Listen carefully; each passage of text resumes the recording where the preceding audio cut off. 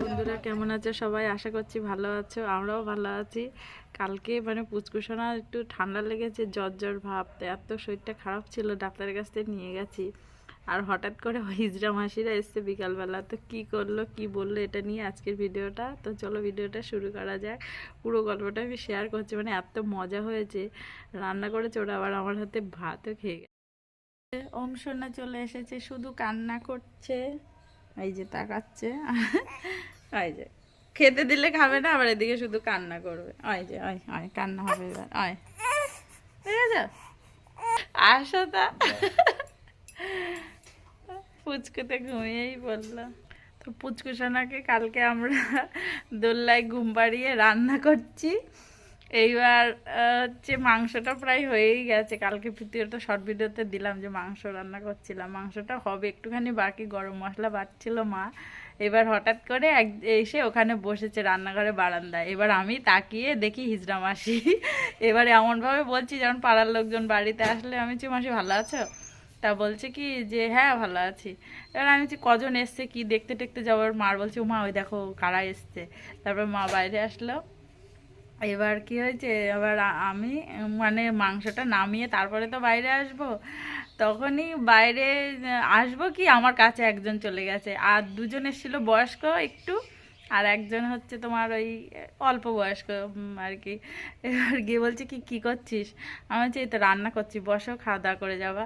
তা বলছে কি যে কি রান্না করছে? আমি বলছি সবজি করেছি, ডাল আছে, আলু ভাজা আছে, আর হচ্ছে মাংস। তা বলছে কি দেশি না পোলট্রি? আমি বলছি কি পোলট্রি। বলছে কি ভালোই তো গন্ধ বেরোচ্ছে। আমি বলছি হ্যাঁ। বলছে কি এবার সাথে আমার কাছে ফোনটা ছিল, ফোনটা হচ্ছে আমি ভিডিও করছিলাম। বলছে কি যে এবার বলছে কি যে কি এই আমার একটা ইউটিউব চ্যানেল আছে, একটু সাবস্ক্রাইব করে দিস তো। আমি বলছি কি তাই তোমার আবার ইউটিউব চ্যানেল? তা আমারও তো ইউটিউব চ্যানেল আছে। বলছে কি কই দেখি, বলে আমার ফোনটা নিয়ে পুরো একদম, আমার ফোনে তো লক করা থাকে না, এবার পুরো ফোন নিয়ে ইউটিউব মানে চ্যানেলের মধ্যে চলে গেছে। বলছে বা তো তো অনেক ফলোয়ার তো, আর হচ্ছে তো অনেক ভিউজ তো। আমি বলছি কি যে তোমার বলছে দাঁড়া আমার চ্যানেলটা সাবস্ক্রাইব করে নিই আগে। তাই করে নিল। এবার আমি বলছি কি বলছে তুই কী ভিডিও দিস? দেখে আমার চ্যানেলের ভিডিওগুলো দিল, আবার লাইক করছে।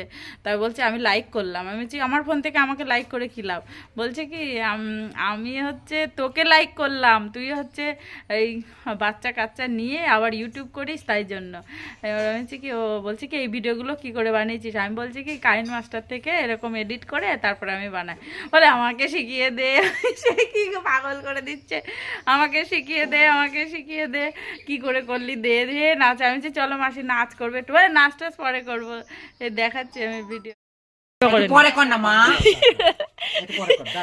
তুমি কাইন মাস্টার নামাও ওর থেকে, দিচ্ছে দাঁড়াও কাইন মাস্টার এর নামা ভিডিও করে স্টার্ট করেছি। হ্যাঁ হ্যাঁ হ্যাঁ ছেলে একটুখানি নাচ করো। পরে না নাচ বন্ধ কর। এই যাব না ললিতে যমুনা জলানিতে, যাব না ললিতে দেখেছে কালে। হ্যালো গাইস, আমরা এসেছি বান্ধবীর বাচ্চা হয়েছে, ছেলের কোলে ছেলে হয়েছে, আমরা নাচাতে এসেছি। দাঁড়ানো বন্ধ কর না। হ্যাঁ স্টার্ট করেছি, তুমি বলো। আমার চ্যানেলটাকে লাইক করবে, শেয়ার করবে, কমেন্ট করবে গাইস। আমারও চ্যানেল আছে ইউটিউবে, তানিয়া দাস বলে, সবাই দেখবে। হ্যাঁ গাইস আচ্ছা অবশ্যই দেখবে। দেখো এটা দেখো কারা এসছে, কোথায় গেল কথা হচ্ছে মাসে।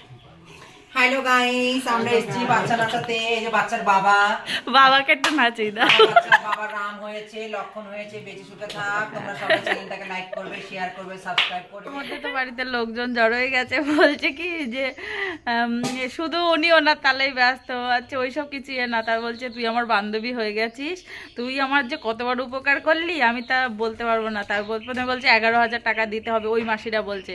আর ও আমাকে বলছে কি চল আমার সাথে ঘরে চল। ঘরে গিয়ে বলছে কি অল্প কিছু দিয়ে দে।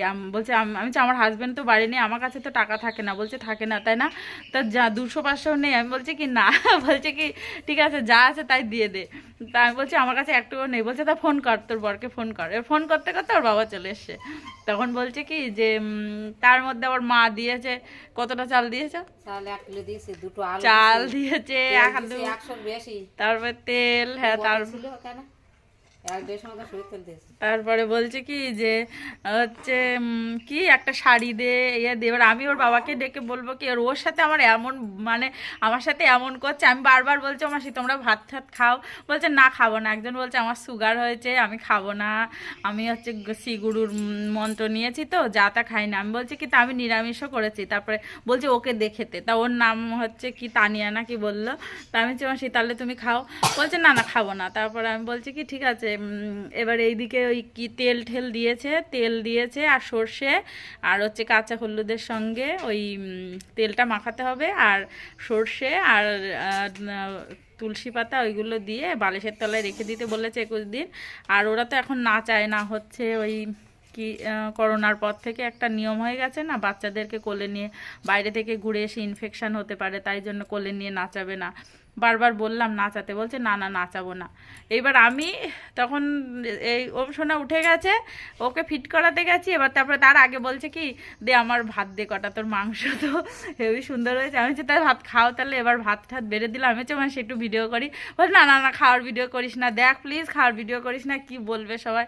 তারপরে সে ভাত দিয়েছি, বলছে কি আমাকে 1 পিস মাংস দে, মানে অল্প এই কটা ভাত নিয়েছে আর দিয়েছি। আর সে ও কিছুতেই আর দিতেই দিল না। আমি বলছি যা ভাত আছে সবার হয়ে যাবে, আবার রান্না করে নেবো, তাই খেয়েছে। বলছে না না। তারপরে সেই ভাতগুলো খেলো, আরও 2 পিস মাংস দিয়েছি, বলছে একটা আলু দে আমাকে, তুই তো হেভি রান্না করিস তো। আবার মা গেছে, মাকে বলছে এই তোর বৌমা তো হেভি রান্না করে তো। এবার খেলো, আর দুজন আর খাইনি। আর নাচটা একটুখানি বললাম, বলছে আমি নাচ করব। আর দুজন মাসি ওইদিকে সামনের দিকে চলে গেল, বেজে গেছে 3টে মতো। এইবার তাই পুষ্কুসোনাকে আর নাচ করায়নি, তবে আশীর্বাদ করে গেছে। আর আরনের বেলায়ও নাচ করেনি, অনেক বড় হয়ে গেছে। তখন এসেছিলো, এসে বলছে এত বড় হয়ে গেছে আর নাচাবো কি। তা আমরা এমনি টাকা দিয়েছিলাম। আর ওর বাবার বললাম যে অল্প কিছু টাকা দাও, তা সে অনেক টাকা দিয়ে দিয়েছে। ও বলছে আমি যা ওরা চেয়েছে, প্রথমে আমার কাছে বলছে 11,000 টাকা দিবি। আমি বলছি হ্যাঁ অত টাকা কোথায় পাবো। তারপরে বলছে কি ঠিক আছে তুই গরিব মানুষ ভাঙা ঘরে থাকিস, যা হয় দে। তারপর ওর কাছে বলেছে কি 7,000 টাকা দিতে, আর উনি হচ্ছে 2,000 টাকা দিতে। আমার সবসময় মনে হয়েছে যে আমরা যেমন মানুষ ওরাও তেমন মানুষ, ওদের সঙ্গে বেশি খেঁচামেচি করলে মানে বেশি বাকবিতণ্ডা করলে ওদেরও ভালো লাগে না। ওই জন্য আমি ওদের সাথে যতটা সম্ভব ভালো ব্যবহার করেছি, আর ওরাও তার প্রতিদান দিয়েছে। আশেপাশে সবাই বলছে এত কম টাকায় হয়ে গেল, ওরা তো এত কম টাকায় যায় না। উনি বারবার আমাকে বলছে যে তুই আমার বান্ধবী হয়ে গেছিস, তোর সাথে আমার মিশে খুব ভালো লেগেছে, তুই অনেক ভালো থাক, মানে এরকম অনেক প্রচুর প্রচুর আশীর্বাদ করেছে। এটাই আমার কাছে অনেক ভালো লেগেছে।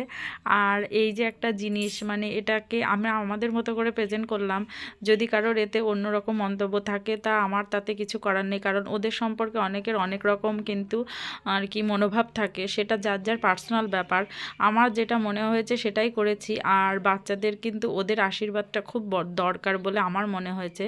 এই জন্য আমি আর ওদেরকে রাগান্বিত করে তুলিনি, যতটা সম্ভব ভালোবাসা দেওয়ার চেষ্টা করেছি।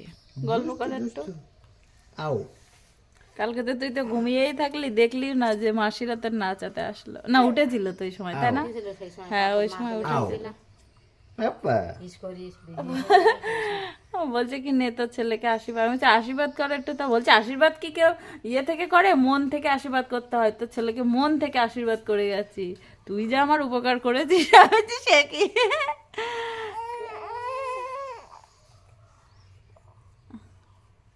হাই গাইস, ভিডিওটা আজকে তাহলে এইখানে শেষ করছি।